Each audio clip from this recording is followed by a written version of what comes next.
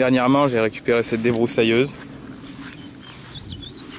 Elle était dans une poubelle chez un mécano.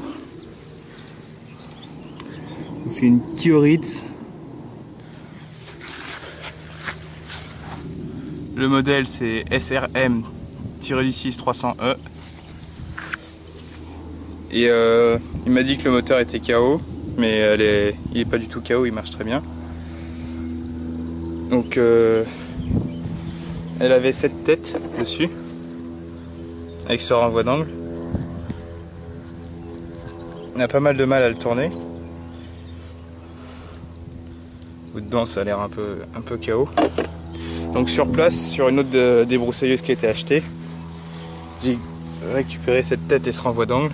Je suis pas embêté à démonter la tête, j'ai pris le renvoi d'angle avec. Bon là c'est un peu sale parce que je l'ai utilisé plusieurs fois, mais la tête est complètement neuve. Toute neuve, la bobine avec, le fil, la bobine entière d'ailleurs. Et bon, elle coupe très bien. C'est la petite bavette d'origine. Le plastique est bon, il n'est pas cuit ni rien. Donc ça c'est bon, une sangle faite maison en attendant d'acheter une vraie sangle et avec une épaulette et tout.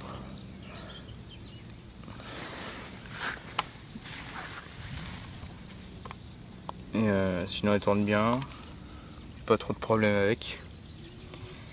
Donc, dès que je l'ai eu, ce que j'ai fait, j'ai mis un peu d'essence dans le réservoir, je démontais le filtre à air, un peu d'essence directement dans le carbu. Sur ce modèle là il n'y a pas de pompe d'amorçage.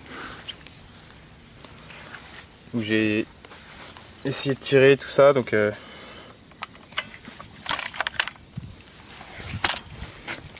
sinon voilà, il y a de la compression, on dirait qu'il manque un peu de compression mais non, ça suffit. Et elle voulait pas démarrer. J'ai regardé s'il y avait de l'étincelle à la bougie, il n'y en avait pas. Pour ça je l'ai démonté, je l'ai rebranché sur l'antiparasite et j'ai mis la bougie à peu près ici. J'ai vu il n'y avait pas d'étincelle. J'ai regardé et le bouton qu'il y avait là, donc celui-là, est complètement pété. Le plastique est pété, la fiche elle est pétée aussi. Ouais.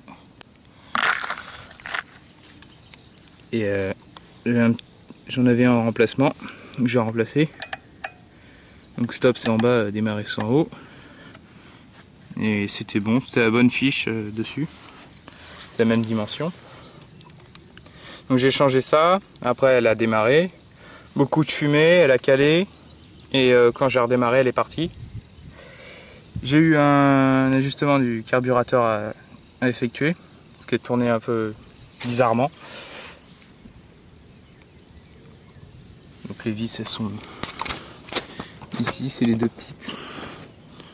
Là. Et celle-là. Donc j'ai fait ça. Après elle tournait très bien, elle coupait bien. Mais sur la protection pour l'échappement. Donc là elle est brillante, elle a la couleur de l'alu. Mais quand je l'ai eu elle était noire. Déjà il y avait un dépôt de carbone dessus. Il y avait une sorte de feutre bizarre, noir. Enfin j'ai dégagé ça avec une brosse métallique spéciale pour visseuse, enfin pour une perceuse. Donc je l'ai monté dessus sur le mandrin et j'ai poli ça. Intérieur, extérieur. Le pot aussi. Bon là c'est pas le pot d'origine en fait. Dedans on peut voir. Celui-là il sort ici alors que celui d'origine il devait sortir là. Donc du coup il y a un peu de résidu qui coule, mais ça c'est rien. Ça c'est après 2 heures d'utilisation donc elle est pas vraiment sale. Elle chauffe pas beaucoup. Il n'y a pas de carter de protection ni rien. À part celui-là. Réservoir fuit pas, durites elles sont bonnes. Je pense qu'elles sont neuves d'ailleurs les durites. Parce qu'elles sont très très propres. Donc c'est un carburateur à membrane. Pas comme sur l'autre la Iseki.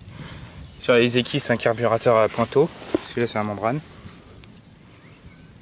Et puis sinon je vais la démarrer.